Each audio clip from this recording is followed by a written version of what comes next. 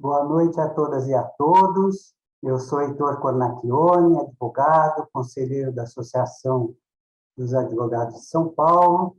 Sou branco, tenho 54 anos, estou usando óculos, um paletó azul, camisa cinza e uma gravata verde. Com muita satisfação, recebi o convite para moderar mais esse painel do mês da advocacia na ASP, triste por se tratar de um dos últimos eventos da extensa programação preparada com muito esmero por nossa incansável diretora cultural, doutora Silvia Pachkowski, a quem cumprimento efusivamente pelo trabalho que vem realizando à frente da diretoria cultural da associação. Na noite de hoje, nós vamos tratar de um tema que é de grande interesse da advocacia e atualíssimo, que diz respeito ao novo provimento do Conselho Federal da OAB sobre a publicidade no mercado jurídico, provimento 205 de 2021, vigente há menos de um mês, né, que regulamenta a publicidade no âmbito da advocacia à luz do Código de Ética e Disciplina da OAB. Quem vai nos falar hoje sobre o tema é um estudioso em marketing jurídico que há muitos anos leciona e trabalha com publicidade, inovação e gestão na advocacia.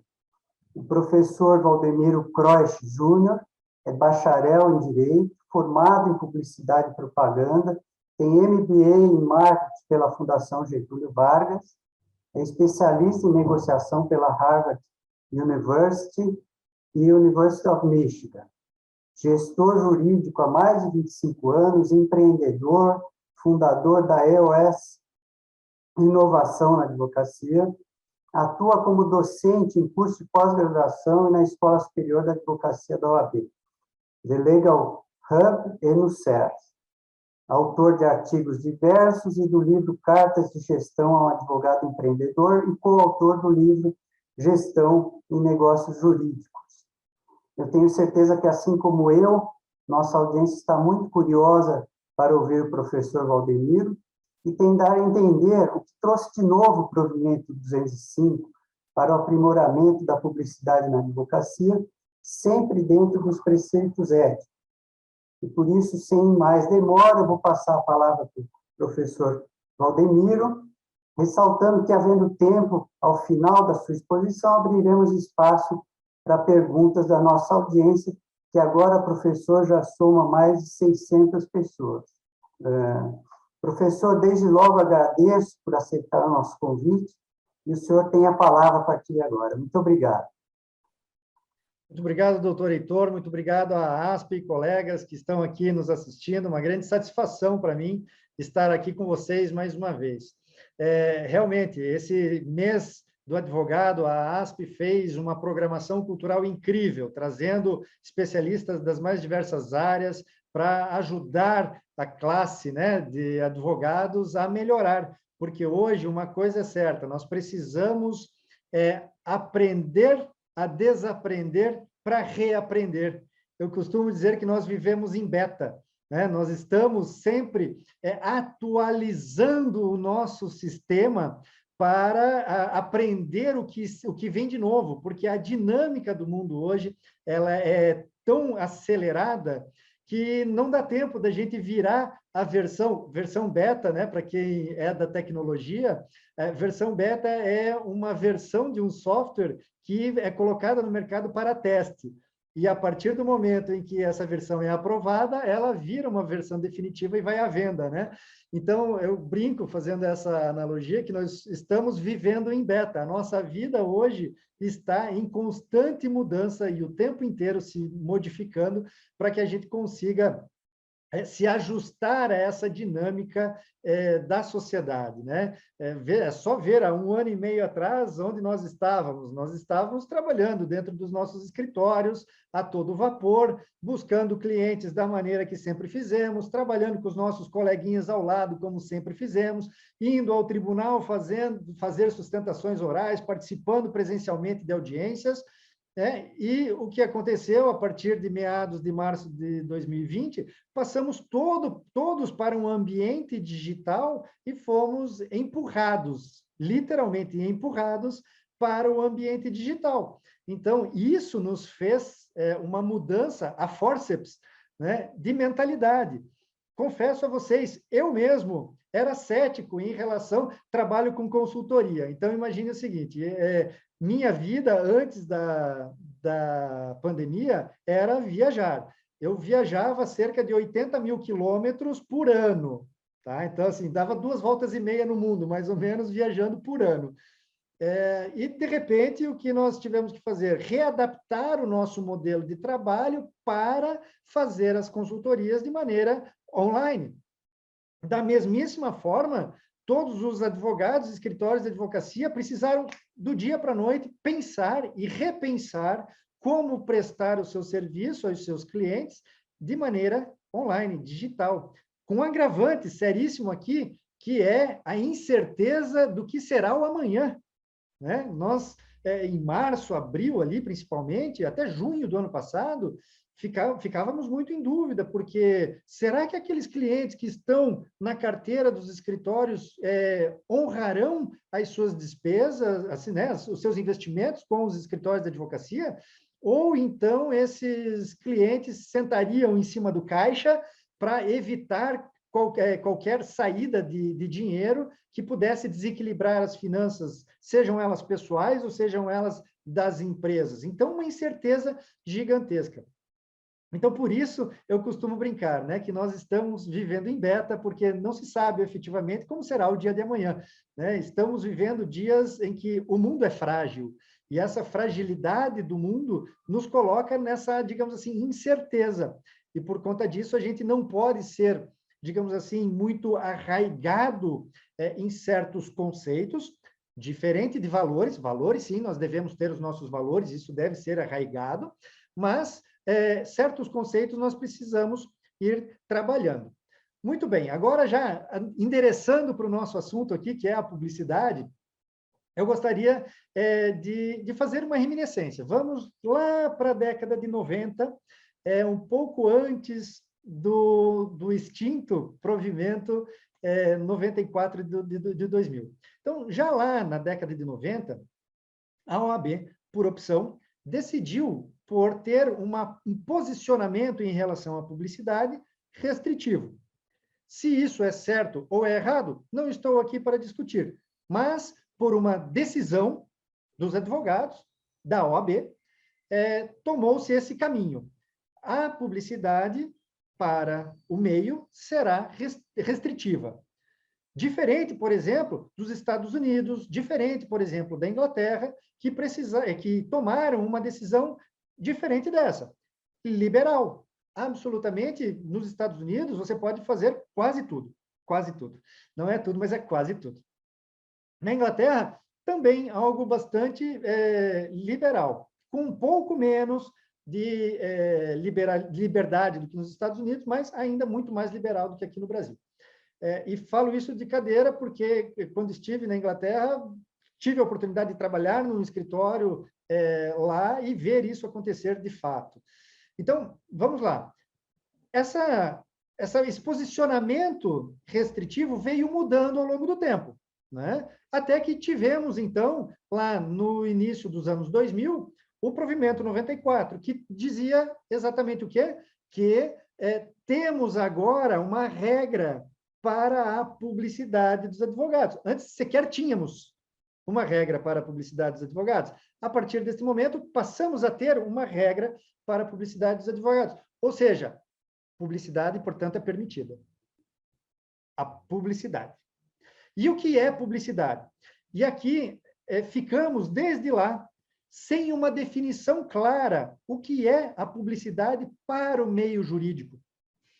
Agora, no provimento 205 de 2021, logo no seu introdutório, traz exatamente os conceitos, e isso era uma coisa que eu, pessoalmente, sentia falta, porque na resolução 1 de 2015, que é o novo Código de Ética e Disciplina da OAB, tratou-se da questão da publicidade, mas não trouxeram, em nenhum momento, as definições, porque é importante definir o que é propaganda, o que é publicidade, o que é marketing jurídico, o que é publicidade ativa, o que é publicidade passiva, né? Porque são esses conceitos que dão o norte, qual é o caminho que pode ser seguido ou não. Tirando aí algumas dúvidas que vieram, então, ao longo desse tempo todo, pairando, né, sobre as mentes dos advogados que tentavam fazer aí suas publicidades. Muito bem. Então, deixando desde logo muito claro, a propaganda nunca foi e continua não sendo permitida. Tudo bem? Então, o que é propaganda? É você veicular um anúncio pago em algum veículo de comunicação, tá? Em que você não transmite nenhum conhecimento, que você não transmite nenhuma informação, que você simplesmente diz lá, o meu escritório é este daqui, temos 300 metros quadrados de área, nós atendemos essas áreas do direito, cobramos os honorários no cartão de crédito, parceladamente ou à vista, damos uns descontinhos se você chorar um pouquinho. Isso não é permitido. Isso não é permitido. Isso é exatamente o que o Código de Ética trata como mercantilização. Então, portanto, o que é a mercantilização? Tratar da advocacia como um mero produto. Um mero produto que você diz assim, quer pagar quanto na Casas Bahia, por exemplo, né? Assim, algo muito, muito, muito abaixo do que se espera enquanto um produto técnico, um produto que tem ali um desenvolvimento, e aqui eu vou dizer tecnológico, não tecnologia, né, de TI, mas tecnologia intelectual, tem ali anos e anos de estudo, e é complexa, né? O direito é complexo por natureza. Então, assim, não se pode, de fato, tratar como um produto simplista algo que é tão complexo como é a atividade jurídica.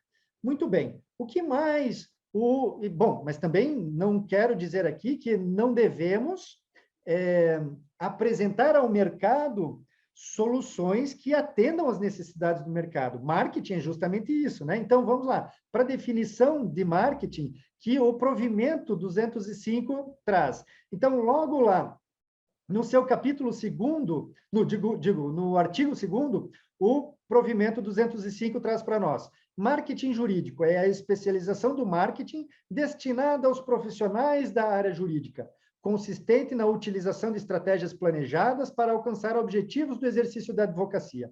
Muito bem, agora eu quero fazer uma reflexão com vocês. O que significa marketing? Marketing, você pode pensar no primeiro momento que é fazer divulgação, mas não. Marketing significa, na verdade, comportamento do mercado. Qual é o comportamento do mercado?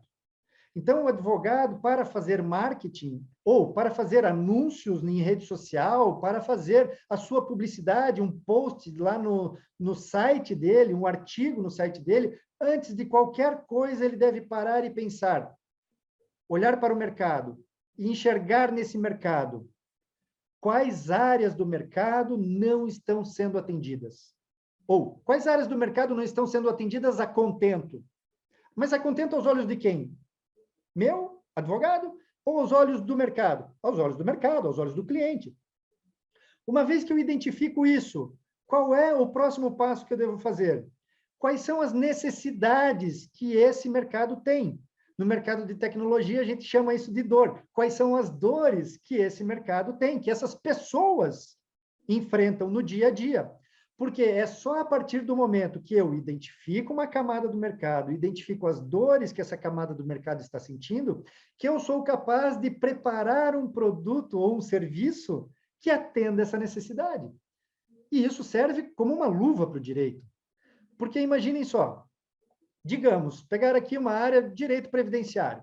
Se eu atuo com direito previdenciário e me posiciono para o mercado como um previdenciarista, as pessoas, inclusive, vou dar um exemplo, um produtor rural. Se um produtor rural olha para o meu site e vê lá, direito previdenciário, será que um produtor rural, lá do interior, aqui do interior do Paraná, uma pessoa muito simples, será que ele tem a menor ideia do que significa previdenciarista? Direito previdenciário?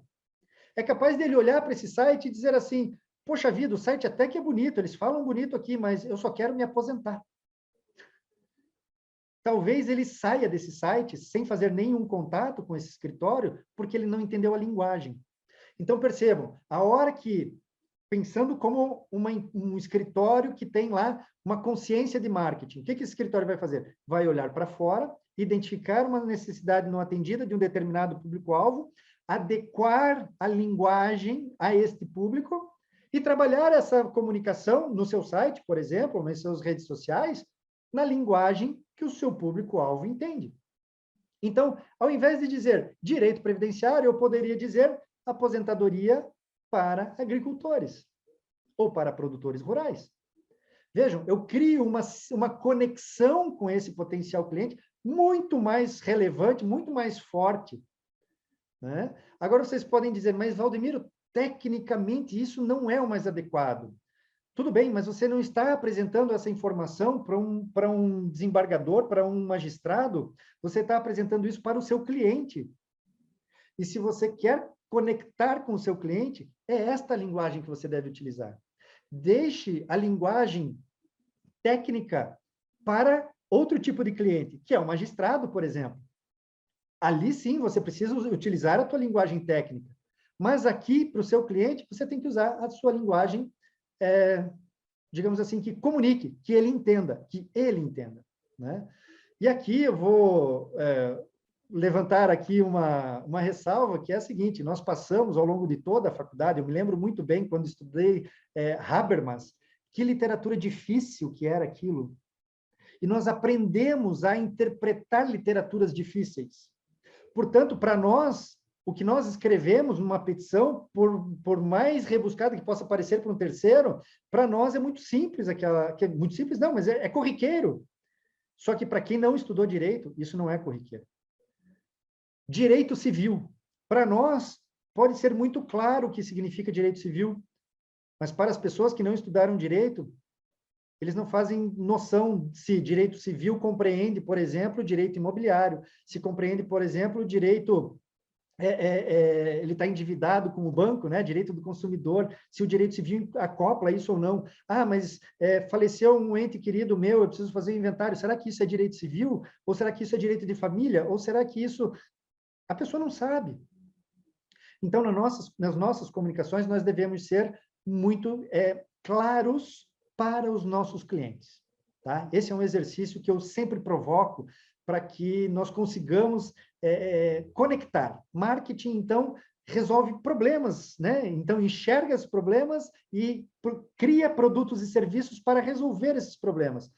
E se nós criamos um belíssimo serviço jurídico, mas não comunicamos adequadamente para o nosso público-alvo, nós não resolvemos o problema. Percebe? Então, vamos lá. Continuando, o que mais de interessante o provimento trouxe? O provimento tem também uma situação, ele reforça, né? Por exemplo, no seu artigo 3º, ele reforça a questão da publicidade. O que é publicidade? Publicidade, ela tem caráter meramente informativo. A publicidade, ela é informativa por natureza, tá?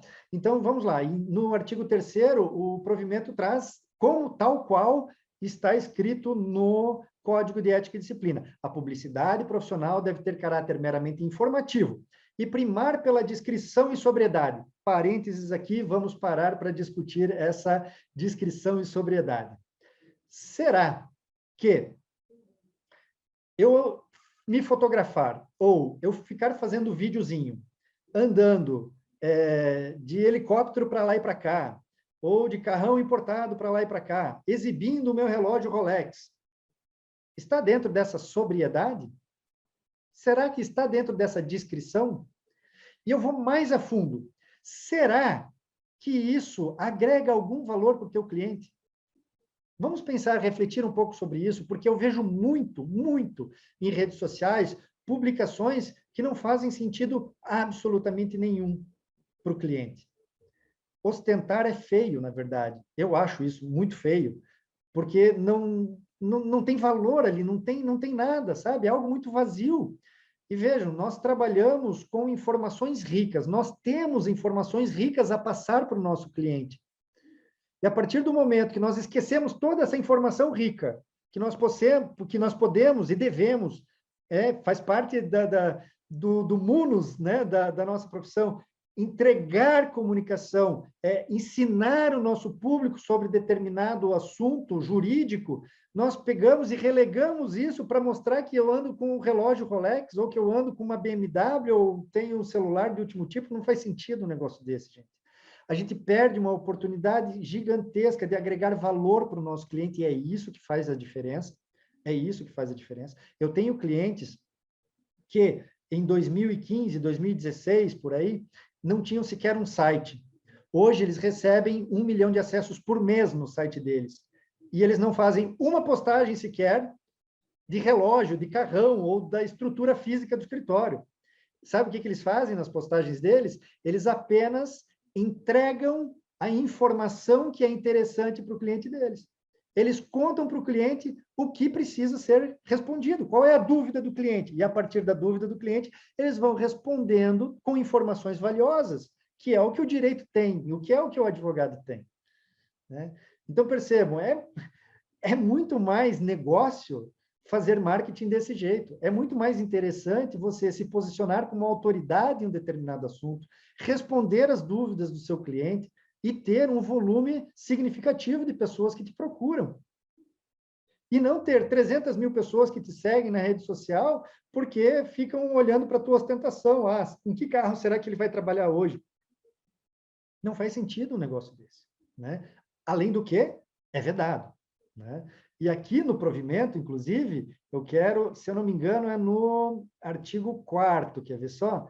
Ele traz, neste artigo 4º, ele é muito bom. Vou até, se me derem licença, eu vou ler o artigo 4º aqui. No marketing de conteúdos jurídicos, poderá ser utilizada a publicidade ativa ou passiva. Vamos lá. O que é publicidade ativa ou passiva? A publicidade ativa é aquela em que você vai lá e contrata, por exemplo, no Google Ads, o tráfego pago, que nós falamos tecnicamente. O que é tráfego pago? Eu escrevo um artigo e, dentro desse artigo, eu tenho algumas palavras-chave. E essas palavras-chave são as que são utilizadas lá no meu Google Ads para disparar o posicionamento do meu artigo lá nas primeiras páginas do Google. Tá? Então, isso é uma publicidade ativa. Eu vou lá, patrocino uma palavra-chave para aparecer em determinado posicionamento como anúncio lá no Google. Outra coisa que pode ser considerada como publicidade ativa. Eu faço um impulsionamento de uma publicação em uma rede social, que me direciona a um conteúdo. Né? Não pode ser, de novo, não pode ser propaganda. Publicidade. Publicidade é informação. Então, eu não posso chegar lá e ter um post falando que a minha sede tem 350 metros quadrados, que nós usamos toda a tecnologia Dell, que não sei o quê, não sei o quê. Isso não pode. Isso você está fazendo propaganda. O que você deve fazer é ter um conteúdo jurídico, né? Falando a linguagem do seu cliente, e aí você impulsiona isso. Paga um dinheirinho lá no Google para eles te posicionarem na timeline das pessoas que não necessariamente te sigam. Isso é publicidade ativa.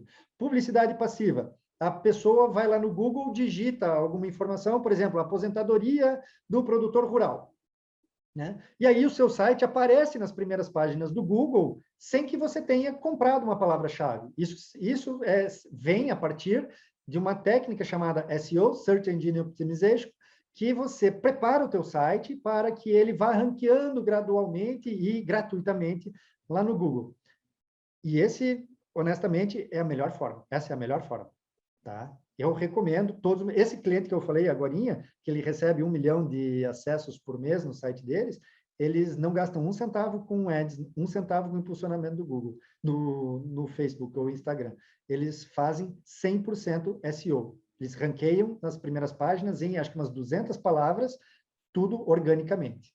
Tá? Porque se dedicaram a construir esse site muito bem formatado, digamos assim, né? E produzem muito conteúdo.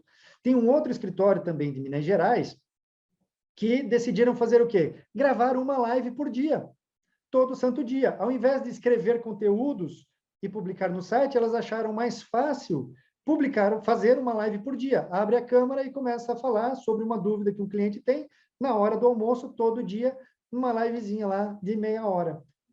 Tem só 200 mil seguidores no YouTube deles. 200 mil seguidores.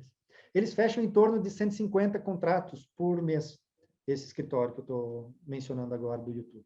Então, não tem nada, é só conteúdo, só conteúdo. E elas não gastam também 1 centavo com impulsionamento, é só orgânico. Tá? Então, vamos lá. Então, continuando aqui no nosso artigo 4º. Desde que não seja incutida a mercantilização, captação de clientela ou emprego excessivo de recursos financeiros, sendo admitida a utilização de anúncios, pagos ou não, nos meios de comunicação, exceto nos vedados pelo artigo 40. Aqui está lá, olhando para o artigo 40 do Código de Ética e Disciplina, a gente vai ver que é proibido televisão, rádio e cinema, né? São esses 3 vedados lá no Código de Ética e Disciplina. Muito bem. Tenho certeza que haverá discussão, e aí o doutor Heitor verá isso lá no Tribunal de Ética, certamente discussões sobre este ponto específico que eu li aqui para vocês, que é emprego excessivo de recursos financeiros. O que é emprego excessivo de recursos financeiros para um escritório que fatura 1 milhão por mês e para um escritório que fatura 10 milhões por mês? Né? Esse emprego excessivo para um escritório é muito diferente. Digamos, esse daqui pode empregar lá 100 mil por mês em ads, em propaganda, em publicidade, e esse daqui tem lá condição menor de fazer um impulsionamento ou tráfego pago de R$ 2.000 por mês. Agora, pergunto, será que esse daqui é um emprego excessivo em função do tamanho dele? Quais serão as balizas que trarão, né, esse emprego excessivo? Isso certamente será discutido, né, nas turmas lá de ética do tribunal. Mas, vejam, isso não é uma crítica, pelo contrário, isso é um amadurecimento, né? Quando o provimento 94 de 2000, ele precisou sofrer um amadurecimento até chegarmos ao 205 agora, né? E o 205 sofrerá também amadurecimento. E nesse ponto, daqui a pouco a gente vai chegar lá, existe um mecanismo que traz uma versatilidade para esse provimento e para os tribunais, que vocês vão ver vai ser significativamente mais interessante. Vamos lá. Outra coisa que é importante destacar aqui na questão do artigo 4º, seu parágrafo 2º, aqui uma inovação bem interessante. Na divulgação de imagem, vídeo ou áudio contendo atuação profissional, inclusive em audiências. Opa, olha só que interessante isso. Antes deste provimento, era proibido, eu não poderia filmar a minha atuação ou gravar um áudio da minha atuação em uma audiência. Agora eu posso, desde que o caso, né, eu não posso expor as partes e que esse caso não corra em segredo de justiça, tá certo? Então, mas veja só que interessante, antes nem isso nós poderíamos fazer. Só que tinha uma coisa interessante. A TV Justiça está veiculando para o Brasil inteiro as sustentações orais que acontecem nos tribunais. Só que eu não podia pegar um recorte da minha atuação lá e publicar na minha rede social ou no meu site. Antes eu não podia fazer isso, agora eu posso. Desde que não seja processo que corre em segredo de justiça e eu não posso expor as partes e tampouco o resultado daquela situação, daquela minha atuação. Então, se eu obtive uma sentença favorável, eu não posso pegar essa sentença e veicular. Eu não posso. Coisa que muitos colegas andam fazendo por aí, aos montes em rede social. Passa uma caneta preta, né? Marca lá, anonimiza as partes do processo, mas pega e coloca mais uma sentença favorável e põe a postagem da sentença. Isso não pode, está aqui no parágrafo 2º do artigo 4º, tá? Então, nós podemos mostrar o quê? Nós podemos mostrar a nossa atuação. E é isso que importa, na verdade, nosso desempenho em uma audiência, em uma sustentação oral, né? Por muitas vezes o cliente quer saber se aquele advogado ele é aguerrido ou não. Está aí uma oportunidade de você demonstrar se você é aguerrido ou não. Tem outro cliente que prefere um advogado num tom mais conciliador. E aí você vai poder demonstrar, a partir da sua publicidade, que você tem esse tom mais conciliador. E assim você vai podendo utilizar os mecanismos que o provimento nos traz. Tá certo? Doutor, fique absolutamente à vontade, doutor Heitor. Se quiser interromper, fazer alguma ponderação, por favor, tá? Fique absolutamente à vontade. Não, nós estamos adorando, professor. Vamos continuar. Vamos continuar com a sua exposição, que está muito boa, muito interessante. Tá, joia. Então, vamos lá. Então, continuando. Aqui, ainda no artigo 4º, olha só que interessante isso daqui. Quando se tratar de venda de bens, artigo 4º, parágrafo 4º, quando se tratar de venda de bens e eventos, a exemplo de livros, cursos, seminários ou congressos, cujo público-alvo sejam advogados, estagiários ou estudantes de direito, poderá ser utilizada a publicidade ativa, observadas as limitações do caput do artigo. Então, olha lá, aqui permite-se, portanto, que sejam comercializados cursos, que a gente tem visto diversas iniciativas também de advogados fazendo lançamentos de cursos, né? Curso de LGPD, eu acho que foi o que mais teve nos últimos tempos, né? Curso de LGPD, lançamento de livros, enfim, isso você pode fazer a publicidade ativa, ou seja, pagar efetivamente para aparecer nas timelines das redes sociais, aparecer lá no Google Ads também. Muito bem. Aqui no artigo 5º, olha só mais uma coisa interessante. A publicidade profissional permite a utilização de anúncios pagos ou não nos meios de comunicação não vedados pelo 40. Portanto, os anúncios, eles podem ser realizados, pagos ou não, exceto em TV, rádio e cinema, ok? Então, se vocês me perguntarem, eu posso fazer um anúncio numa revista, num jornal? Pode, segundo o artigo 5º aqui do novo provimento, tá certo? Agora, é recomendável ou não? Depende. Depende do seu público-alvo. Lembra que eu falei mais cedo? É importante que nós conheçamos o nosso público e, a partir do entendimento desse público, se ele, por exemplo, se ele lê um jornal, eu posso fazer um anúncio no jornal. Agora, se esse cliente não é leitor de um jornal, eu vou jogar dinheiro fora fazendo um anúncio no jornal. Agora, um detalhe importante aqui.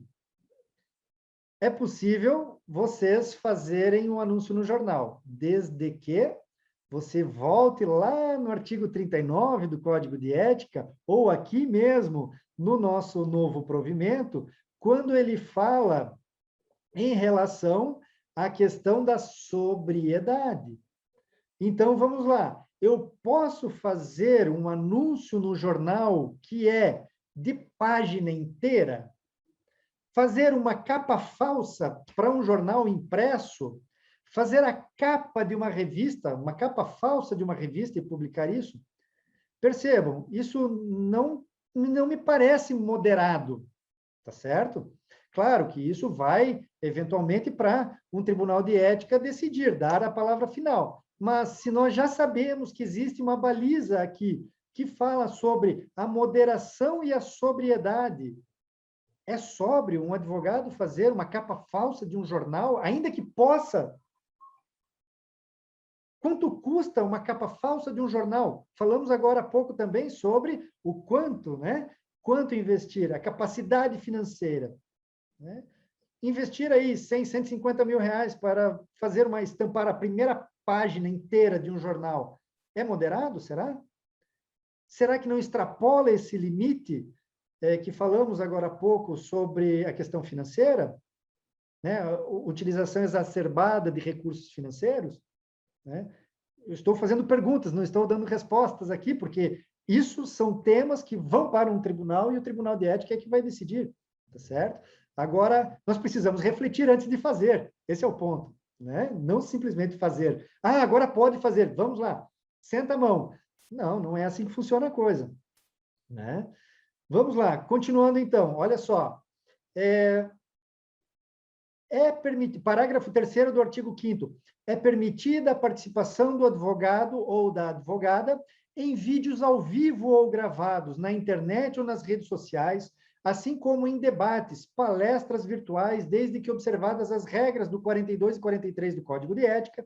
E aqui, 42 e 43 não falar sobre causa tratada sobre outro colega, né, por outro colega, não falar dos meios que você utiliza dentro da execução do seu trabalho, enfim, não expor o cliente, essas coisas, sendo vedada a utilização de casos concretos ou apresentação de resultados, né? Então, aquela questão da apresentação de resultados, de novo aqui. Por quê? Porque pareceria uma propaganda, efetivamente, tá certo? Olha só, eu conquistei, eu atendi aqui um cliente que veio com a situação assim, assim, assim, assado, estou lá fazendo uma live, tipo essa daqui. E aí eu estou contando para vocês um caso que eu atendi e digo, olha, ao final das contas, eu trabalhei assim, assim, assado e tive este resultado aqui, ó. Pronto, eu desvirtuei do assunto jurídico que eu estou levando para o meu potencial cliente, estou fazendo uma propaganda, olha só, o meu resultado é esse daqui. Quando, na verdade, nós não podemos, e isso é isso que está relacionado nesta vedação, inclusive, nós não podemos prometer resultado. A advocacia é um trabalho de meio, não finalístico. Né? Então, nós não podemos prometer resultado. E a hora que nós pegamos e estampamos um resultado, olha só, este foi o resultado que nós obtivemos, o que soa aos ouvidos do nosso interlocutor? Que eu estou prometendo um resultado a ele, ainda que eu não esteja efetivamente fazendo, né? Mas nós temos um entendimento, uma interpretação do outro lado da mesa que pode suscitar isso, tá certo? Então, olha só, então no artigo 6º, fica vedada na publicidade ativa, olha só, fica vedada na publicidade ativa. Impulsionei lá uma página do meu site no Google Ads, ou lá no meu Facebook. Qualquer informação relativa às dimensões, qualidades ou estrutura física do escritório, assim como a menção à promessa de resultado ou utilização de casos concretos para a oferta de atuação profissional. Opa! Então, significa dizer o seguinte, na ativa, eu não posso fazer isso. Mas eu posso sim ter uma página dentro do meu site que demonstra a minha estrutura. Só que o que eu não posso fazer é impulsionar essa página. Percebe? Eu posso impulsionar uma página que tem lá um conteúdo, outro jurídico que eu publiquei lá. Mas esta que fala sobre as dimensões do meu escritório, os equipamentos que eu tenho, tudo mais, isso eu não posso fazer. Tá? Muito bem, continuando aqui. Vou pular aqui o 7º, que assim, já não tem assim, tanta força, mas olha só no 8º. Não é permitido vincular os serviços advocatícios com outras atividades de divulgação conjunta. Gente, isso já vem de muito tempo. E é algo corriqueiro, que nós vemos direto, uma plaquinha dizendo escritório de advocacia, escritório de contabilidade, escritório de advocacia, corretor de imóveis. Estava comentando com o doutor Heitor mais cedo, o maior escândalo que eu já vi disso foi um cartão que de um lado era advogado, no outro era youtuber. Quando eu vi aquilo, eu falei, nossa, esse se superou. Esse realmente se superou. Mas, vamos lá. Não é permitido, ponto. Não vamos discutir, isso é certo, isso é errado. Não é permitido, ponto. Né? Então, vamos respeitar o Código de Ética em relação a isso. Entretanto, esse mesmo artigo traz lá o seu parágrafo único. Não caracteriza infração ético-disciplinar o exercício da advocacia em locais compartilhados como coworking.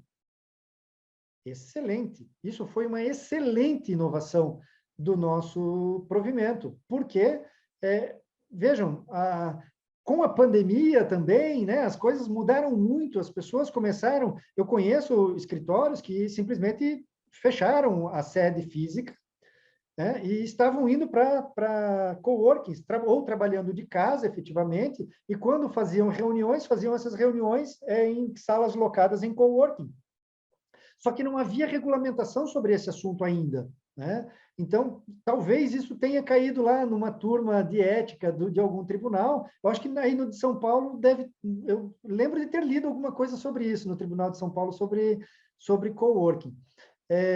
Mas, veja, agora está regulamentado. Eu posso, enquanto advogado, trabalhar em coworking, sim. Agora, é vedada a divulgação da advocacia em conjunto com qualquer outra atividade que compartilhe o mesmo espaço físico. Então, eu posso estar lá dentro do coworking, mas eu não posso me anunciar, olha, eu estou aqui no Coworking XYZ, em que você também pode encontrar um serviço de contabilidade muito bom, em que você pode encontrar um serviço de corretagem de imóveis muito bom, um serviço financeiro muito legal, e nós encontramos aqui um pacote de serviços para vocês que compreende contabilidade, jurídico. Não, não pode. Isso não pode. Tá? Muito bem, deixa eu ver, parece que tem algumas perguntas aqui.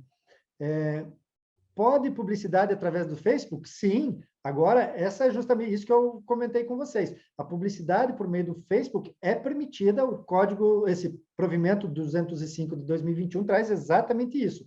É permitido você fazer lá o chamado impulsionamento, né, de uma publicação no Facebook. Importante, não pode, né, nesse impulsionamento, falar sobre a área do seu escritório, tamanho, tecnologia, etc., etc., e deve ser direcionado aqui a um conteúdo técnico, tá? Outra dúvida da Cláudia Zogno.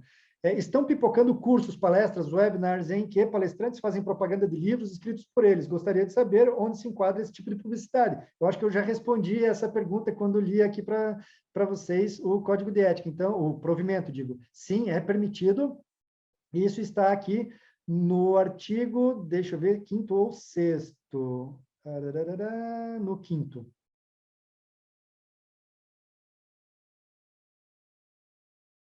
Não, desculpe, no artigo 4º, parágrafo 4º. No artigo 4º, parágrafo 4º, permite exatamente isso.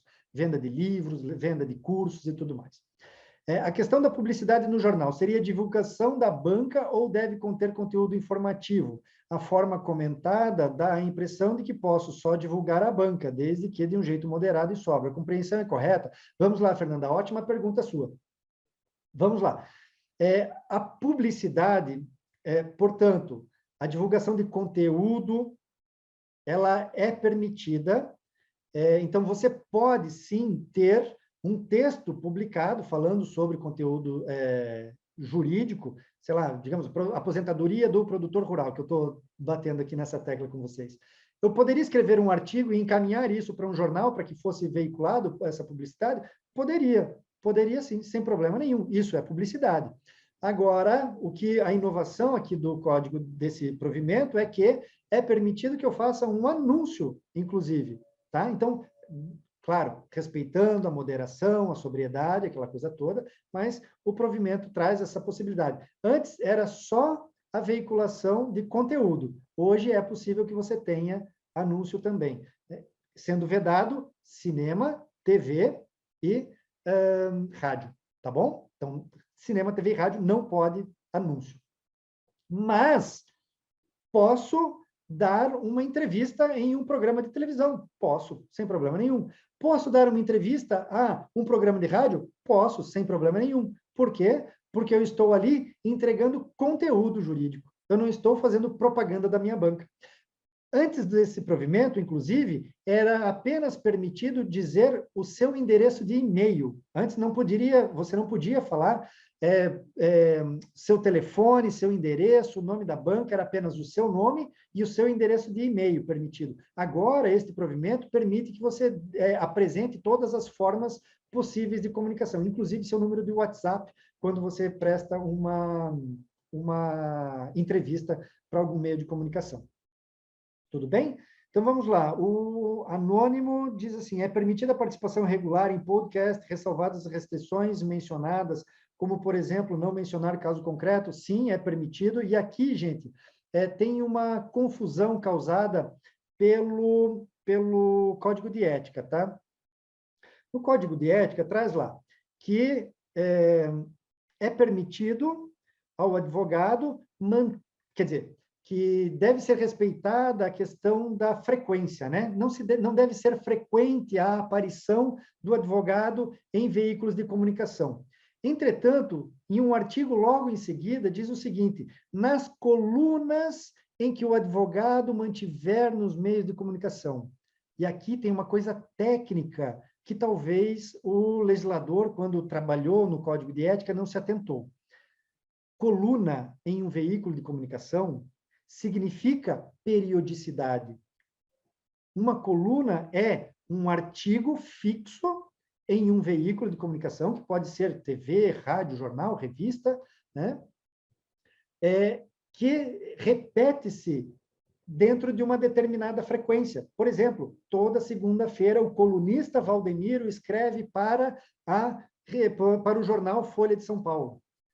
Isso é uma coluna. Então, houve ali, talvez, uma falta de conhecimento na hora de ser legislado isso, em que falou-se que não deveria ser periódica a aparição do advogado, ele deveria se restringir em relação a essa periodicidade, mas logo em seguida ele traz um outro artigo que causa uma antinomia, que é justamente nas colunas em que mantiver, pronto, nas colunas em que mantiver já diz que é permitida essa periodicidade, porque coluna é periódica, tá certo?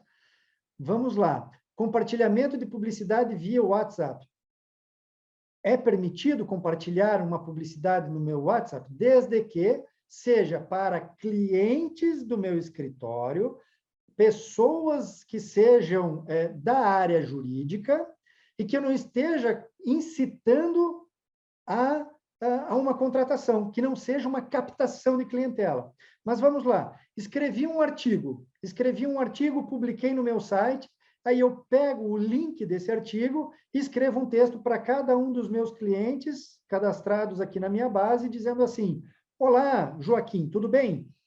Aqui é o Valdemiro. Lembro de uma conversa que tivemos em que você tinha dúvidas sobre a questão da aposentadoria do produtor rural. Eu escrevi um artigo tratando sobre esse assunto e gostaria que você desse uma olhada. Ou convido você a ler.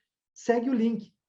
Pronto. Absolutamente perfeito. Não tem violação nenhuma. Você não está incitando a litigância, você não está tentando captar esse cliente, você está transferindo um conhecimento jurídico para outra pessoa. Qual é o canal? WhatsApp. Isso poderia ser feito por e-mail, isso poderia ser feito pela sua rede social, tá? Mas o canal, neste caso, foi o WhatsApp.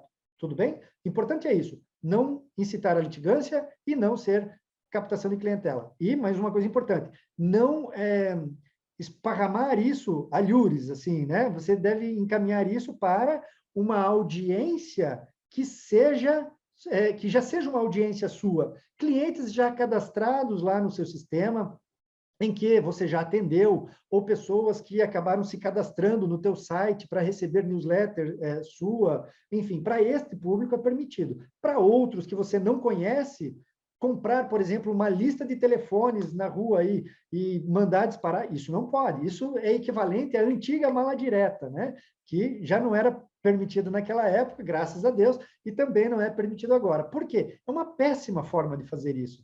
Esse contato frio, na verdade, ele não é frio, ele é inconveniente, né? Até. Tem coisa mais chata do que você receber uma mensagem de alguém que você não conhece, uma mensagem que sequer traz uma ligação mínima com você. É muito chato isso, né? É inconveniente. Então, não recomendo. E ainda bem que isso não é permitido. Mas, da forma que eu mencionei a vocês, sim, é permitido. A Adriana traz uma outra pergunta. Pode fazer propaganda institucional em revista, como na análise? Boa, Adriana. Olha só. Então, vamos lá. Tem aqui no artigo, quer ver? Deixa eu encontrá-lo aqui. Anuários. Estou fazendo a pesquisa aqui, olha só. Anuários. Diz no anexo único do provimento 205. Somente é possível a participação em publicações que indiquem, de forma clara e precisa, qual a metodologia e os critérios de pesquisa ou de análise que justifiquem a inclusão de determinado escritório de advocacia ou advogado na publicação, ou ainda que indiquem que se trata de mera compilação de escritórios ou advogados. É vedado o pagamento, patrocínio ou efetivação de qualquer outra despesa para viabilizar anúncios ou aparição em publicações como contrapartida de premiação ou ranqueamento. Havia e há ainda uma série de empresas que vendem, aspas aqui, vendem um jantar para que você seja o premiado da noite, porque você foi o destaque na área jurídica XYZ. Isso não pode. Isso não pode. Esse mercado, para essa turma, acabou, porque está aqui a vedação explícita, né? Então, para participar lá na análise, você participará da análise, mas não comprando propaganda institucional da revista. A revista vai, e aqui a análise faz exatamente isso, ela não cobra das pessoas que aparecem lá.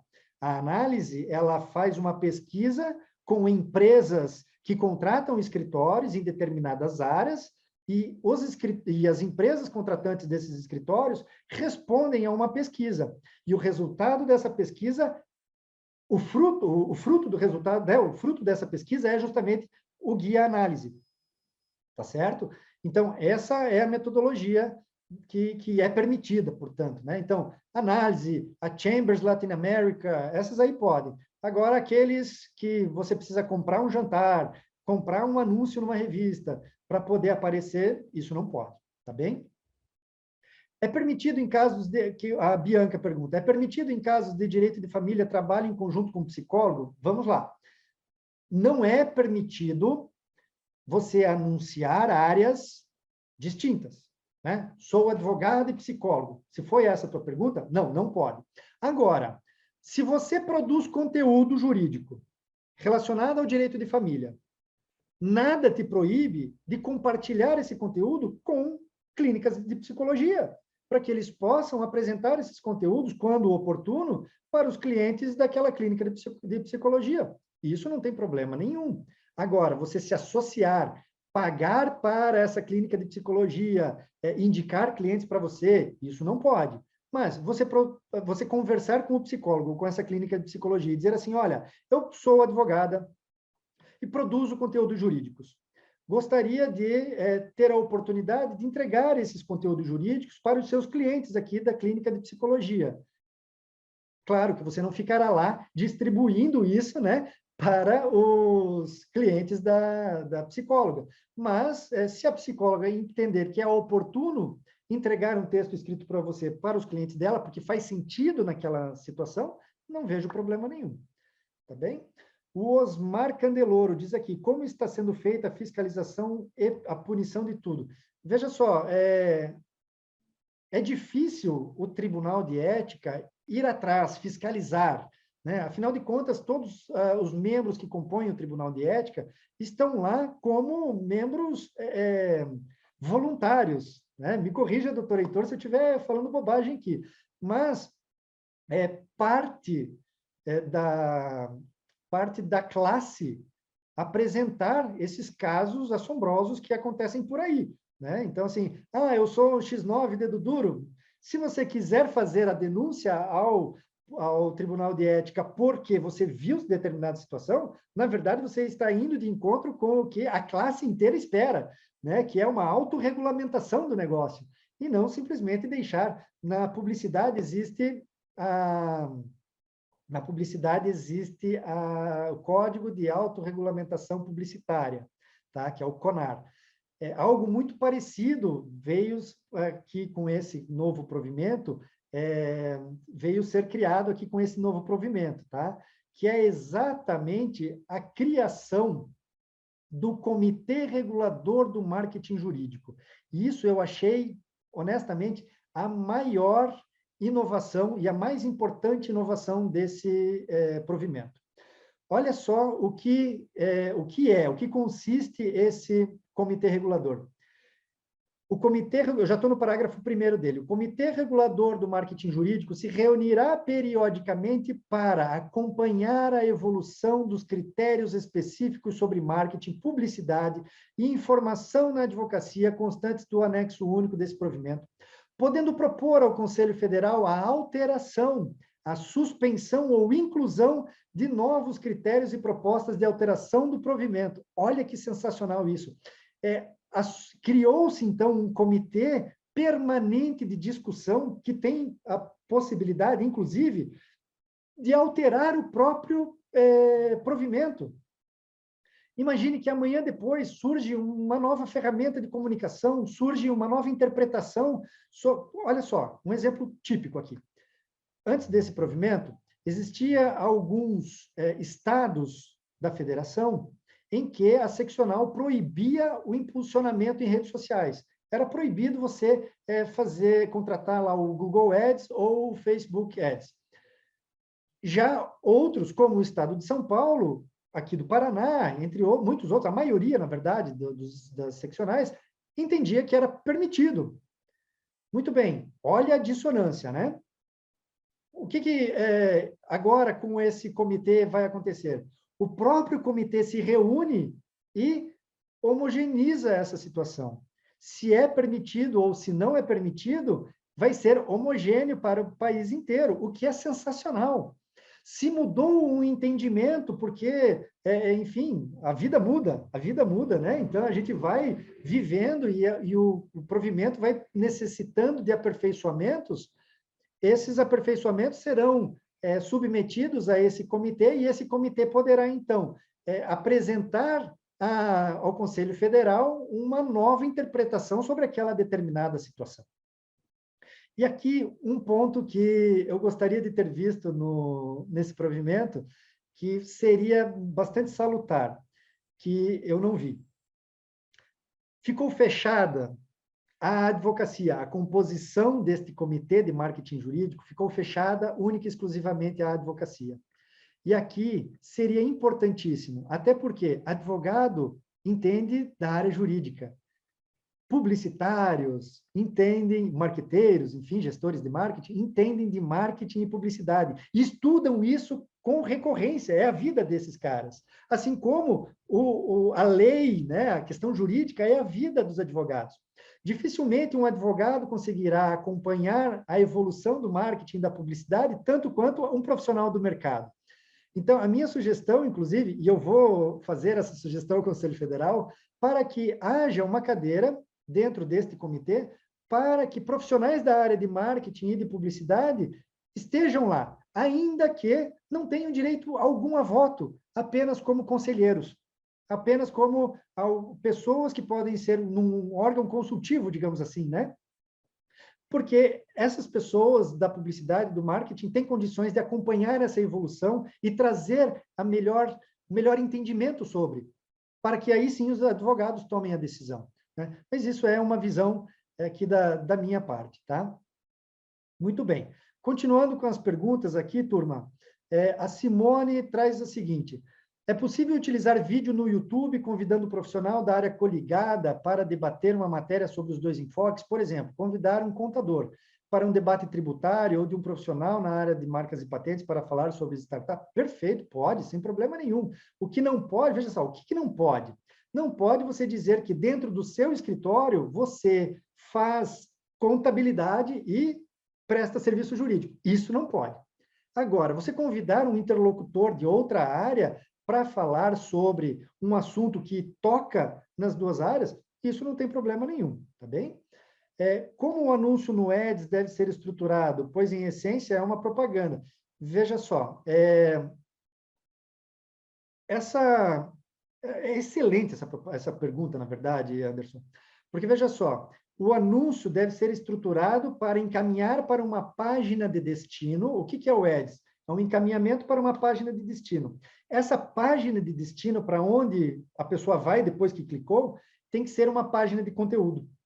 Tá certo? Esse é o ponto. Tem que ser uma página de conteúdo em que você apresenta um artigo, por exemplo, que você escreveu sobre determinado assunto. Essa é a lógica. Se você mandar para uma página que fala, por exemplo, sobre a estrutura do seu escritório, infração ética. Percebe? Vamos lá. Luana, como estagiária que trabalha no escritório jurídico, posso publicar algumas decisões sem mostrar os dados das partes? Veja, decisão não pode, tá? Decisão não pode. É o que eu li para vocês ainda há pouco, tá? Fotos de julgados e comentar sobre a determinada decisão. Aqui, veja só, você pode comentar. Se a decisão for pública e não for do seu escritório, você pode comentar sobre, mas você não pode apresentar uma decisão dizendo esta decisão de um caso aqui do nosso escritório, tá.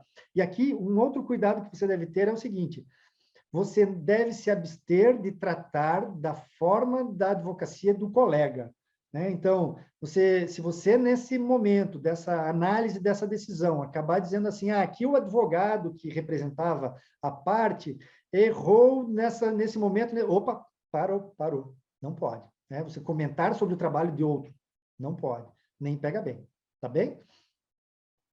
Vamos lá, numa busca rápida no Google, lemos inúmeros casos de indicação de escritórios de contabilidade com advocacia. Pergunta, a OAB tem algum sistema de busca para coibir esse tipo de veiculação e inibir a prática que não é permitida?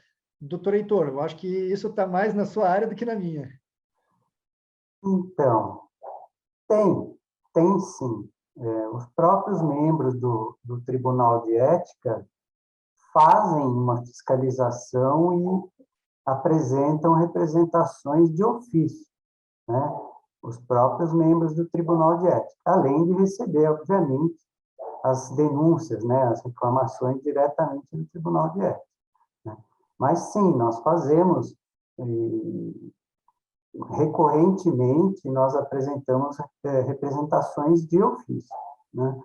Mas, nesse caso, especificamente, até conversamos sobre isso antes de iniciar a sua palestra, professor. Os casos de propaganda que chegam ao Tribunal de Ética são casos de propaganda ostensiva, né? Porque, na sua grande maioria, os casos, os advogados confundem propaganda com publicidade, não é? E, às vezes, muitas vezes, por erro, acabam fazendo alguma coisa que não é permitido pelo Código de Ética, né? Então, o que a gente viu agora com o provimento 205, e eu acho que essa foi a grande virtude do provimento, foi justamente a orientação do advogado para o uso ético da publicidade, não é? E a definição de forma clara e objetiva de alguns conceitos, né, que estão lá no corpo do próprio provimento e, notadamente, lá no anexo único, né? Então, fica muito claro para o advogado, antes de tomar alguma medida, se não for contratar um escritório especializado em marketing jurídico, que analise com cuidado o provimento lá e os conceitos e as definições que constam do provimento, que aí eu vejo que certamente esse advogado não vai parar no Tribunal de Ética, né? O que vai para o Tribunal de Ética, repito, são propaganda ostensiva, captação de clientela ostensiva, né? Então, nesse caso, não tem jeito, não há provimento que resolva, né? E aproveitar o gancho aqui, professor, justamente como o artigo 47 do Código de Ética permite, né, nova regulamentação, o aprimoramento dessa regulamentação, né, tirando essa questão do Comitê Regulador de Marketing, o senhor tem mais alguma sugestão, alguma coisa que ficou faltando aí no provimento 205? Veja, eu acredito que o provimento precisa amadurecer, né? Eu gosto dessa palavra, amadurecimento da legislação, porque nós vamos enxergar movimentos do mercado.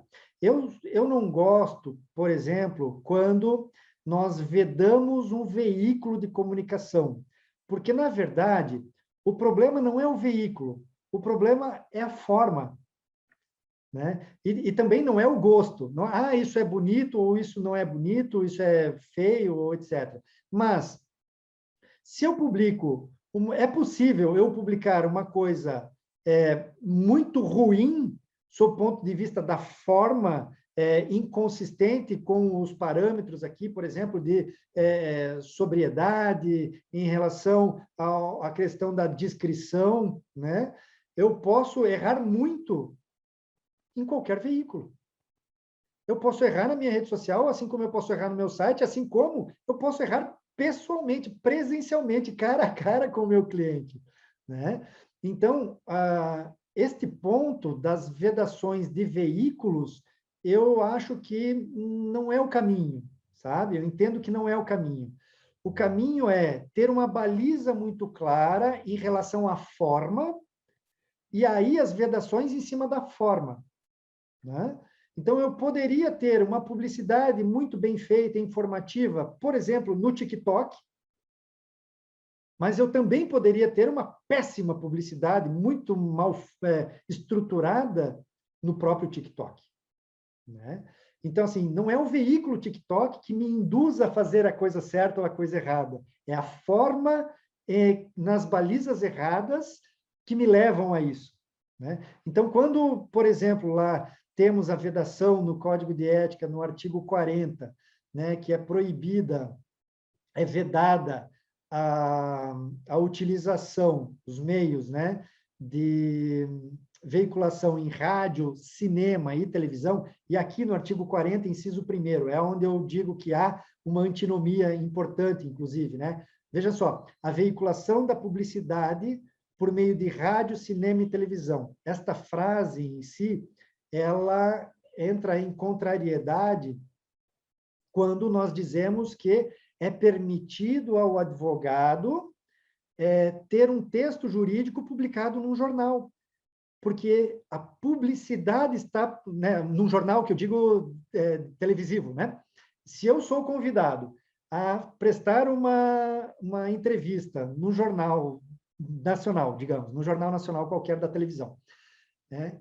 Em tese, pelo artigo 40, inciso 1º do Código de Ética, eu não poderia, por conta do uso inadequado da palavra publicidade ali. A expressão correta seria propaganda, percebe?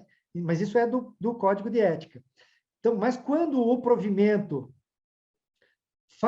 ele busca lá no Código de Ética suporte, quando ele fala, exceto os vedados no artigo 40 do Código de Ética e Disciplina, ele está reforçando este engano do legislador na época, pois não teve esse discernimento da publicidade versus propaganda, né? E isso vai de encontro justamente com uma pergunta que eu vi aqui, deixa eu ver... A Vanessa escreveu aqui: o advogado pode ser fonte em pautas jornalísticas, por exemplo, através do trabalho de uma assessoria de imprensa chamada veiculação espontânea, editorial e sem cunho publicitário, confere? Veja só, aqui também existe uma divergência em relação a isso. No Código de Ética diz assim: o advogado deve abster-se de se insinuar abster-se de se insinuar a participar de programas de televisão ou reportagens jornalísticas, né? Mas veja, a assessoria de imprensa é uma ferramenta da publicidade. Então, de novo, aqui houve um equívoco por conta talvez falta, assim, suponho eu, né, por falta de entendimento técnico sobre a questão comunicação social, né? Então, o que é uma assessoria de imprensa? Assessoria de imprensa é um jornalista, o assessor de imprensa é um jornalista que ajuda os veículos de comunicação a construírem suas pautas. Então, o assessor de imprensa bate na porta do escritório da advocacia, por exemplo, e diz assim: eu presto serviços de assessoria de imprensa. Você pode ser uma fonte aos veículos em que eu tenho contato. Você produz conteúdo, eu ajusto esse conteúdo em conformidade com a linguagem daquele determinado jornal ou daquele veículo de imprensa e distribuo isso para esse veículo de imprensa. Veja, o advogado não está pagando para o veículo de imprensa publicar aquela matéria. Ele está contratando um assessor, um jornalista, para pegar aquele conteúdo dele e transformar em uma linguagem adequada ao veículo de imprensa e distribuir isso para esses veículos, de maneira gratuita. Caso isso faça sentido para a pauta daquele jornal, o jornal volta para o assessor de imprensa e diz: gostaríamos de convidar o advogado para fazer uma inserção aqui no nosso jornal com o conteúdo que ele produziu. Vejam, na minha opinião, isso é absolutamente tranquilo. Mas esta é a minha opinião, porque nós estamos veiculando publicidade pura e simples, através de uma ferramenta da publicidade que é a assessoria de imprensa. Então, quando o nosso Código de Ética diz que o advogado deve abster-se de se insinuar para entrevistas, etc., etc., em tese, ele estaria vedando a assessoria de imprensa. Tá? Mas eu acho que não é de bom tom. Tá? Entendo que não é de bom tom. Por quê? Porque essa mecânica que eu expliquei agora para vocês continua sendo publicidade. Continua sendo publicidade. Os veículos de imprensa precisam de apoio de especialistas do mercado para que o jornal possa produzir conteúdo bom, né? Então, é uma mecânica que não fere, na minha opinião, o código de ética, assim, ou a ética profissional. Não quero dizer o código de ética, mas não fere a ética profissional. Não estamos mercantilizando, não estamos deixando de ser sóbrios, estamos, pelo contrário, ajudando a levar a informação boa, correta, para o mercado, para o nosso potencial usuário do direito, digamos assim, destinatário do direito, né? Então, eu acho que coaduna, inclusive, esse serviço de assessoria de imprensa, coaduna com a nossa responsabilidade de levar conteúdo jurídico de boa qualidade para o mercado. Tá? Vamos lá. O que seria a captação de clientela virtual? A partir do momento em que você coloca nas suas comunicações lá no teu site coisas imoderadas como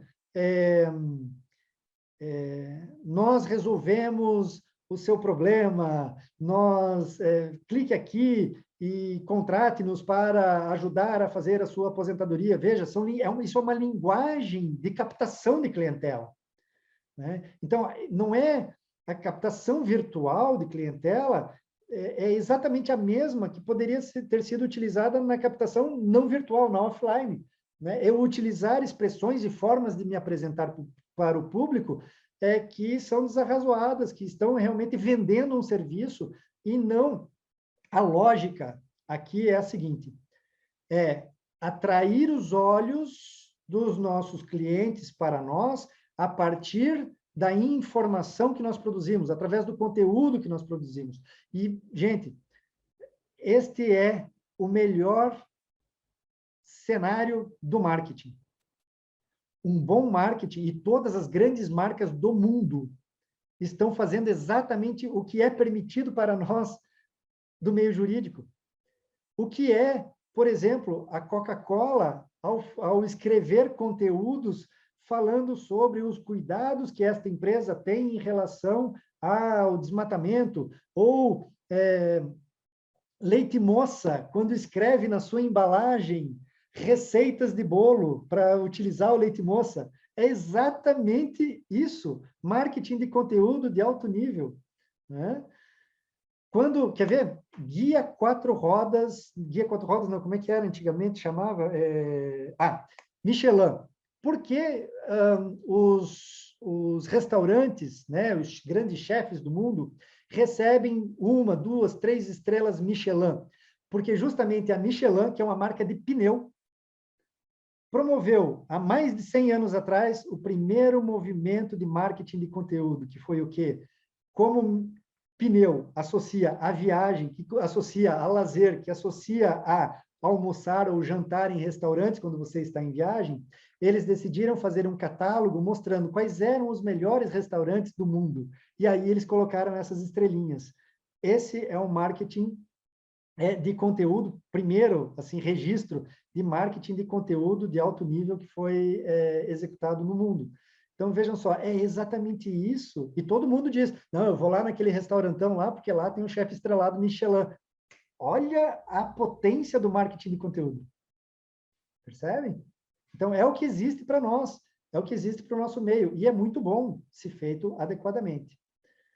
Vamos lá. A Leonice pergunta, posso fazer a apresentação palestra em uma entidade filantrópica sobre um determinado tema? Pode, desde que você não faça ali uma captação daquele público cativo, né? O que é isso? Olha só, eu faço uma palestra falando sobre a área de direito em que eu atuo e, no final das contas, eu já puxo uma impressorinha, um computador e saio emitindo contrato dali. Ou chego para as pessoas e digo, olha, pessoal, seguinte, todos vocês que têm problema em relação a isso, vai lá para o meu escritório. Isso não pode. Agora, você fazer uma palestra, não tem problema nenhum. Se, ao final dessa palestra, as pessoas te procurarem, é outro papo. As pessoas te procuraram, tá? Mas você incitá-las a fazer esse movimento, aí é desarrazoável, tá? Pode haver publicidade patrocinada por empresas. Não sei se eu entendi exatamente a tua pergunta. Porque, vamos lá, a publicidade em si ela é gratuita, tá? Parte desse princípio. Então, vamos lá. Vou tentar interpretar a tua frase aqui. Se uma empresa faz uma propaganda e fala do seu escritório, você não tem como bloquear essa empresa, mas eu recomendo que você não faça isso, tá? Não sugira isso para o teu cliente, por exemplo, tá? Porque não acho razoável, definitivamente, alguém fazer uma publicidade do seu escritório e pagar por isso, com certeza não vai ser uma boa prática, tá? A Érica diz aqui, posso entregar individual e pessoalmente panfleto que conste link ou QR Code para facilitar a pessoa acessar minhas páginas em redes sociais? Muitas pessoas têm celular, mas não sabem acessar ou encontrar o perfil nas redes sociais. Vamos lá. Entregar panfleto, fazer panfletagem? Não. Não pode fazer panfletagem. Assim, estou numa esquina fazendo panfletagem. De jeito nenhum. Né? De jeito nenhum. Até porque não traz resultado nenhum, honestamente. Você vai jogar um monte de dinheiro fora. Poluir a cidade, derrubar árvore, está tudo errado isso, tá? Então, assim, não, distribuir panfleto não pode. O que você poderia fazer, que tem um melhor tom, se você tem, por exemplo, para os cadastrados do seu escritório, você ter lá uma newsletter em que você distribui isso por e-mail para essas pessoas cadastradas, seus clientes, né, explicando algumas mudanças legislativas que ocorreram, de repente, alguma situação sobre um direito que surgiu, coisa parecida, isso você poderia fazer. Mas entregar panfleto, esquece, não pode. Tá? Adriana, mas além dos escritórios estarem no guia, eles também vendem anúncios na mesma publicação. Análise, nesses anúncios podemos fazer... Veja, como eu li agora há pouco ali para vocês, o anúncio é permitido, tá? Ele é permitido, exceto em TV, cinema e rádio, tá bom? Lembrando, moderação, aquela coisa toda. Então, sim, pode fazer. Escritório de advocacia e atuar em direito sistêmico e constelação no mesmo local não pode? Veja só, depende dessa abordagem que você estiver fazendo, sabe? Eu faço constelação familiar e não tem nenhuma conexão com direito aí, eu entendo que não, tá? Eu entendo que não. Mas se dentro da tua forma, do teu escopo de trabalho jurídico, compreende fazer uma constelação, isso é um método de trabalho do teu escritório. Dentro do meu método de trabalho, dentro do meu escritório, para fazer, por exemplo, uma mediação de um conflito, eu lanço mão de uma ferramenta de trabalho que se chama constelação, não tem problema nenhum. Agora, ter lá um escritório de advocacia e um escritório que só vende constelação, eu acho que isso é desarrazoável, tá? Nos posts na timeline stories compartilhados no Facebook e Instagram, posso colocar o meu nome, número da OAB, e-mail, telefone, contato e mais informações como a foto pessoal. Vamos lá. Não só pode, como você deve. Lá no Código de Ética diz que toda publicidade que você deve fazer, que você fizer, você deve fazer constar seu nome, número da OAB, obrigatório, obrigatório. Toda publicidade que você fizer deve constar o seu nome, ou o nome social, ou o nome do seu escritório e o número de registro da OAB, tá certo? Sim, você pode fazer constar seu e-mail, telefone de contato. Eu vi antes também, teve uma pergunta sobre o botão do WhatsApp no site, né? Sim, é possível, é uma forma de comunicação, é a mesma coisa que você colocasse o seu telefone com um símbolozinho de um fonezinho, né? Então, isso não tem problema nenhum. E a advocacia colaborativa? Poxa, agora você me pegou. O que é advocacia colaborativa? O que você quer dizer com a advocacia colaborativa? Se você puder escrever ali, eu retomo esse assunto, mas eu preciso entender o que você quer dizer como advocacia colaborativa. Vídeos e lives, diz o Kleber, também posso colocar essas mesmas informações? Sim, pode. Paulo Murat, um escritório de contabilidade pode informar que tem um advogado para orientar os seus clientes? Veja, aí é o escritório de contabilidade com o código de ética e disciplina deles, tá? Eu aqui já realmente não tenho como te afirmar. Mas o que não pode acontecer, veja só, é você firmar uma parceria com um escritório de contabilidade e captar clientes por meio deste escritório de contabilidade. isso é vedado no Código de Ética, diz o seguinte: é vedada a captação de clientela por interposta, diretamente ou por interposta pessoa. Se você tiver uma parceria, digamos assim, com o escritório de contabilidade, e esse escritório de contabilidade faz uma captação ostensiva e despeja lá para o seu escritório de advocacia, isso está em confronto com o Código de Ética, tá? Fernanda, de novo, diz assim, configura a violação ao Código de Ética, veicular conteúdo informativo e consignar ao final a seguinte orientação. Na dúvida, consulte um advogado de sua... É perfeito isso, é perfeito. Estranho seria se lá no final do artigo você colocasse o seguinte: ficou com dúvidas? Clique no botão abaixo e fale comigo agora. Ligue já. Aí estaria errado. Mas colocar na dúvida, consulte um advogado de sua confiança, perfeito, tá bem? A Cláudia, Valdemiro, grato pela resposta. Gostaria que você falasse mais uma vez sobre a estruturação dos sites, dos escritórios, de forma à realização da publicidade jurídica sem a necessidade da contratação de impulsionamentos nas redes sociais. Tá bom. Vamos lá.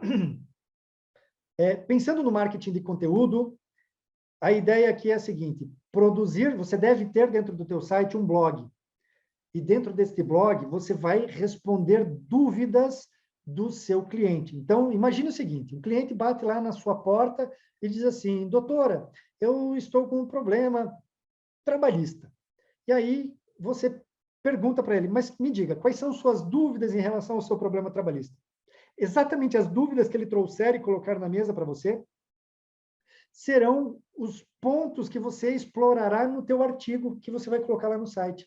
Inclusive, os títulos que você utilizará no seu artigo tratarão exatamente disso. Por quê? Porque são um elemento que chamará a atenção dos interlocutores, porque certamente, se uma pessoa que tem uma determinada dúvida trabalhista, quantas horas eu posso fazer de hora extra por dia? Digamos que essa seja uma dúvida, né? Há limite de execução de horas extras dentro de um determinado dia?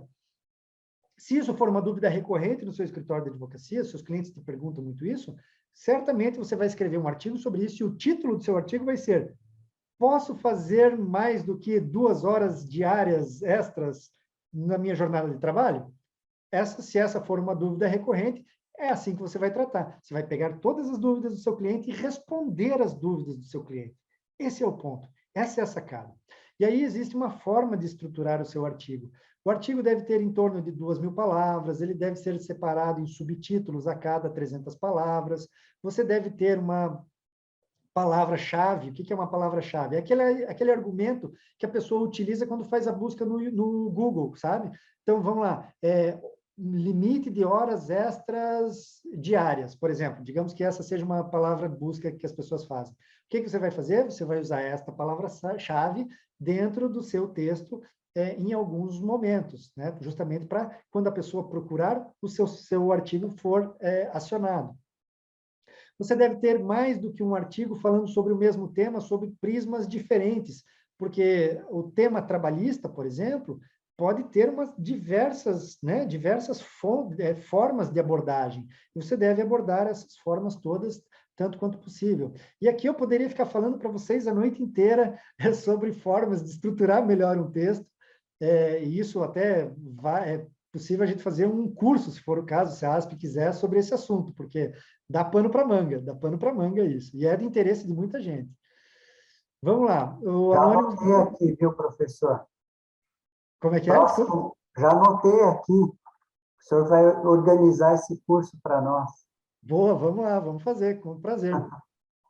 Em um vídeo do YouTube, por exemplo, é permitido esclarecer o modus operandi do escritório? Exemplo, estou falando sobre a aposentadoria do agricultor. Explico, aqui no escritório recebemos a demanda, fazemos pesquisa e assim assado, e confirmando o direito, entramos com a medida judicial. Sim, não tem problema.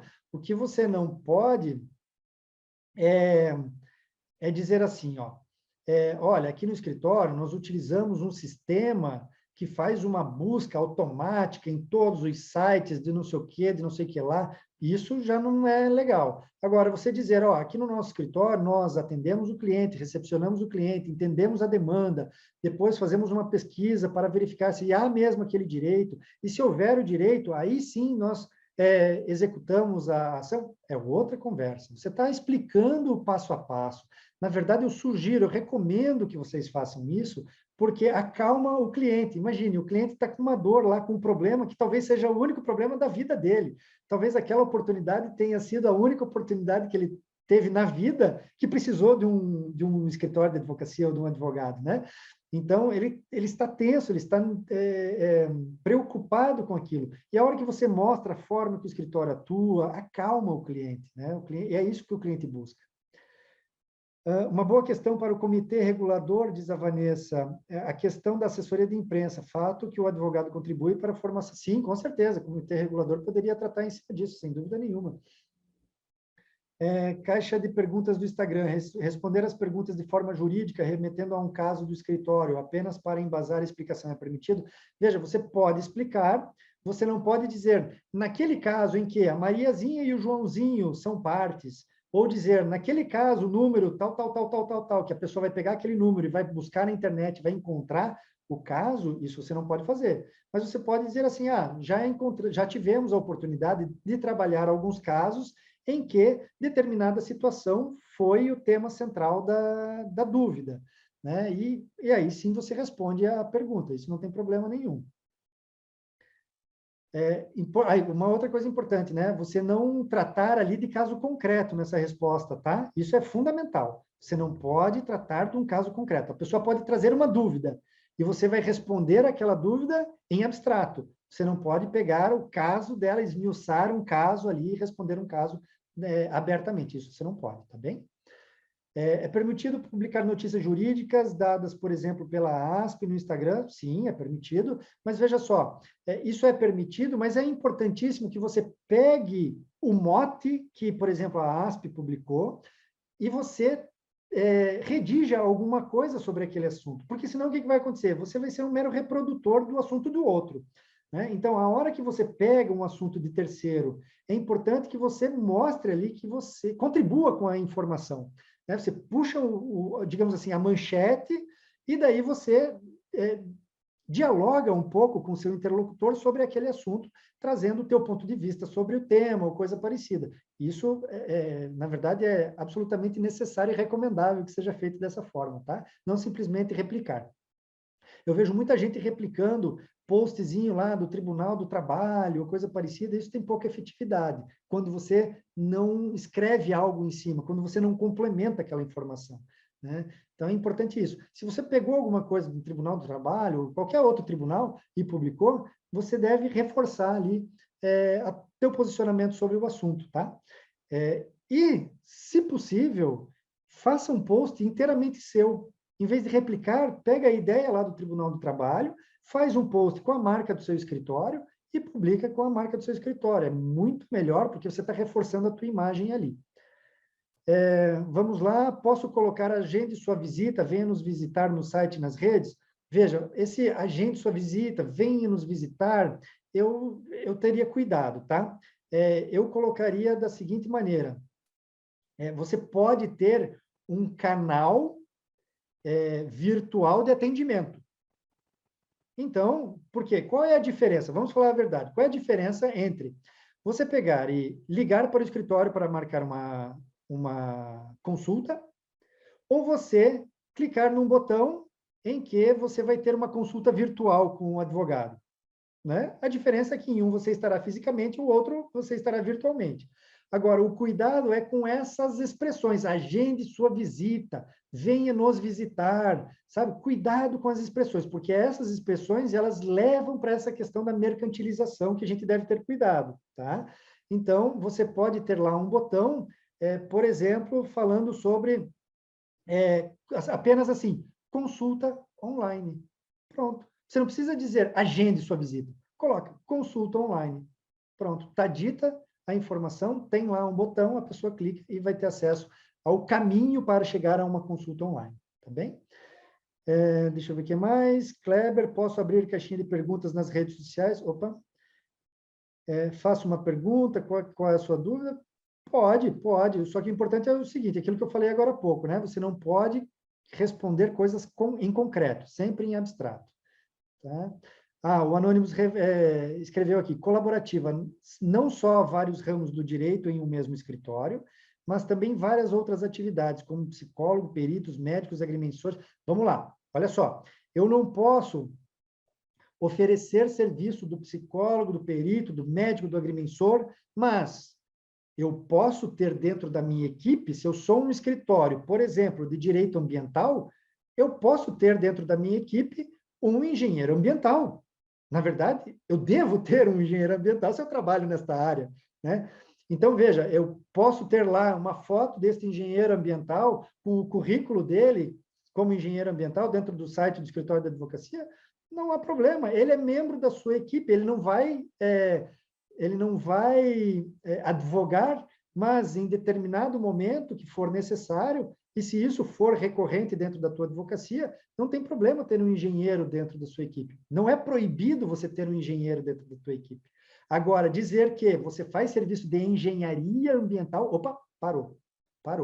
O serviço do engenheiro ambiental serve aqui como um suporte ao serviço jurídico, que é o core business do negócio, do seu escritório de advocacia. Tá? É um suporte a este serviço. Você não vai vender um serviço de engenharia ambiental, é outra conversa, aí não pode, tá bem? Tem sido cada vez mais comum ver placas e anúncios de imobiliárias nas imobiliárias combinando com a advocacia, incluindo administrador de condomínios terceirizado. Quais suas considerações? Proibido, ponto. Não tenho nem, não consigo nem falar mais nada sobre esse assunto. É proibido, não pode, tá? Muitos sites fazem consulta grátis. No meu entender, isso é antiético. Sim, você está certo. Não pode consulta grátis. Não pode, definitivamente não pode. Veja, além de você fazer uma consulta, publicar, né? Você anunciar uma consulta grátis. Se a pessoa vai lá no teu escritório, você atende essa pessoa e durante esse atendimento você negocia com ela que não vai cobrar esta consulta porque ela vai fechar um negócio com você, vai assinar um contrato com você, isso é outro papo. Agora, você pegar e anunciar no site, faça uma consulta grátis aqui, esquece. Você não pode anunciar esse tipo de coisa. Você não pode falar sobre forma de pagamento, você não pode falar sobre preço, você não pode falar sobre isso em nenhuma comunicação sua, tá? Então, não pode, tá? O que você achou do advogado? Falava com o doutor Heitor antes sobre isso, né? Que criou o seu boneco formato Funko Pop. Eu achei que nada tenho a dizer sobre isso. Na verdade, não faz o menor sentido. Ponto. Não faz o menor sentido um negócio desse. Não faz. Não agrega valor para o cliente, sabe? Não sei o que dizer. Não agrega valor para o cliente, não agrega valor para o escritório, autopromoção, o que é vedado, assim, sistemática e em todos os canais, né? O Código de Ética fala que não pode autopromoção, o provimento novo fala que não pode autopromoção, decisões do Tribunal de Ética dizem que não pode. Eu acho que até as câmaras deontológicas acabam dizendo, em consultas em abstrato, dizem que autopromoção também não pode. Então, não pode, né? Não pode, não dá. Ficou bonitinho o boneco, aí é outro papo. Você compraria para dar para o seu filho? Talvez. Mas é outra história, né? A gente está falando aqui da utilização disso. E outra, isso provavelmente será dado como brinde, né? Que também aí a gente tem um outro senão aí. Mais uma pergunta: em negociação direta com o possível cliente, me foi pedido para enviar decisões favoráveis que obtive naquela tese específica, não sendo casos em segredo de justiça, eu posso enviar? Veja só, essa é uma excelente pergunta. Você compartilhar decisões que saem de dentro do teu escritório, você está meio que prometendo, de certa forma, indiretamente, ali, você está meio que prometendo um resultado, né? Você está criando um convencimento no outro de que, olha só, já tive 10 decisões favoráveis sobre isso, e está aqui, dá uma olhada. Eu não acho de bom tom fazer isso, tá? Eu não acho de bom tom fazer isso. Não, assim como eu não pediria, se fosse um cliente, eu não pediria por isso, eu não acho de bom tom fazê-lo também. Até porque você está abrindo aí algumas... você tem um dever de sigilo com o teu cliente. Eu acho que você estaria ferindo aqui o teu dever de sigilo com o cliente que foi atendido, e aí você pega uma decisão do cliente que você atendeu e compartilha com outra pessoa. Eu acho que esse dever de sigilo restringe um pouco. Não sei, doutor Heitor, se pensa de alguma forma diferente, mas eu vejo dessa forma. Eu não compartilharia, não. A questão aí é saber se a decisão é pública, né? Eu acho que você pode orientar o cliente para ele próprio fazer a pesquisa, não é? Ou apenas informar que existem precedentes favoráveis, assim como provavelmente precedentes desfavoráveis. Isso você pode dizer, né? Ou se a tendência da jurisprudência é favorável àquela questão ou desfavorável àquela questão. Isso você pode dizer sem expor o seu cliente, né? O outro cliente. Né? Perfeito, isso mesmo. Penso assim também. Vamos lá, seguindo aqui, indo já para o final das nossas perguntas. Posso criar um canal no Instagram, Facebook, para responder dúvidas de pessoas, clientes, gravando os vídeos explicativos? De novo, se for genericamente falando, em abstrato, pode. O que não pode é você pegar um caso concreto e aprofundar, dando resposta. Mariazinha, aquela consulta que você fez para mim, tal, resolve assim, assim, assado. Isso não, tá bom? Professor, Oi. nessa questão, talvez seja conveniente analisar lá o anexo único do provimento, que explica o que não é permitido com relação à resposta à consulta jurídica, não é? Então, está lá exatamente. Não pode, no caso concreto, você ficar respondendo por um aplicativo em que não há aquela pessoalidade na consulta, né? Exato. Então, isso está lá previsto e é vedado pelo provimento. Perfeito, perfeito, exatamente isso. Você, assim, essa questão primeiro, responder casos em concreto, segundo, questão da pessoalidade, né? Você tem que dar a cara a tapa, digamos assim, né? Você tem que responder, né? Não um aplicativo ou, né? Você tem que responder. Uma última pergunta aqui, posso trazer informações sobre mediação em artigos ou posts no website ou na rede social da advocacia? Pode, não vejo problema nenhum, não vejo problema nenhum sobre isso. Não é o tema mediação, você poderia, inclusive, ter lá, falar sobre a advocacia colaborativa, né, que você mencionou mais cedo, acho que foi você, Anônimo, que sugeriu esse tema. Você poderia escrever um artigo falando sobre esta forma colaborativa de trabalhar e tudo mais, não teria problema nenhum. Então, não é o tema que você está abordando, é a forma. De novo, o que eu trago, né? A forma de abordar é o grande divisor aí de águas, né? O que separa o que o que está em conformidade e o que não está em conformidade. Né?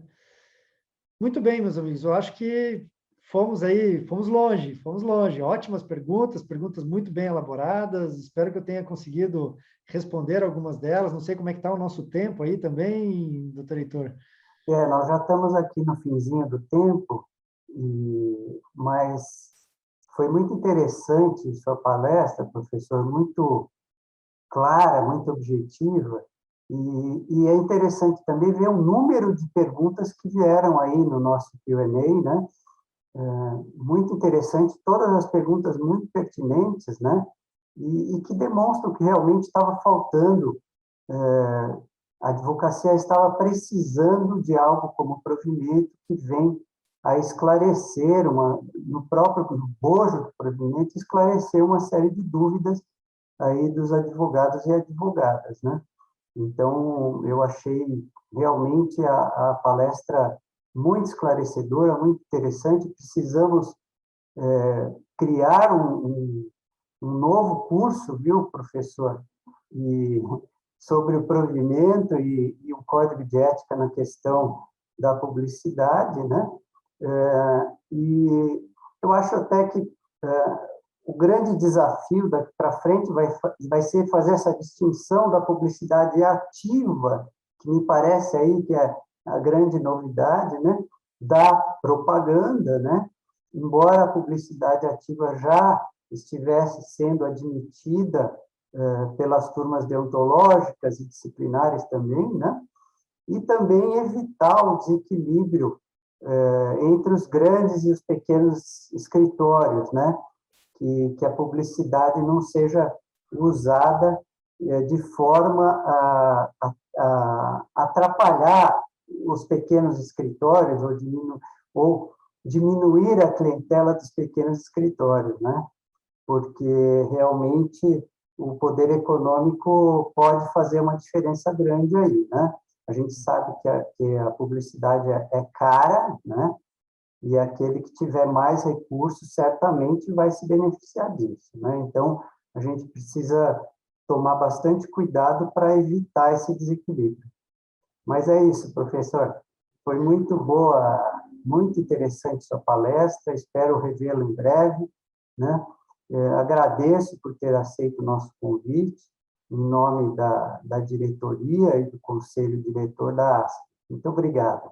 Eu que agradeço, sempre uma satisfação estar aqui com vocês, ainda que à distância, né? Fiz alguns cursos, algumas palestras lá presencialmente no prédio da ASP, tanto lá no centro, quanto lá no edifício na Alameda Santos, né?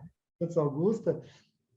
Incrível aquele lugar, por sinal, fiz algumas palestras lá também, mas aqui, não menos valoroso também, agradeço demais pelo convite, para mim é sempre uma honra estar aqui com vocês. Agradeço a todos da ASP, a todos que nos assistiram aqui até agora, quem fez as perguntas também, muito obrigado pela participação.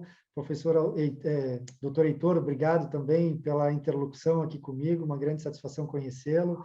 Espero também ter mais oportunidades de conversar contigo. E vamos lá, vamos fazer esse curso, vamos lá. O pessoal precisa, e eu estou aqui para, enfim, disponibilizar o meu tempo e meu conhecimento para potencializar os escritórios. Estou à disposição. Muitíssimo obrigado a todos. Obrigado, boa noite a todos e a todas, e esperamos que todos estejam em breve conosco novamente. Um abraço. Um abraço, até mais.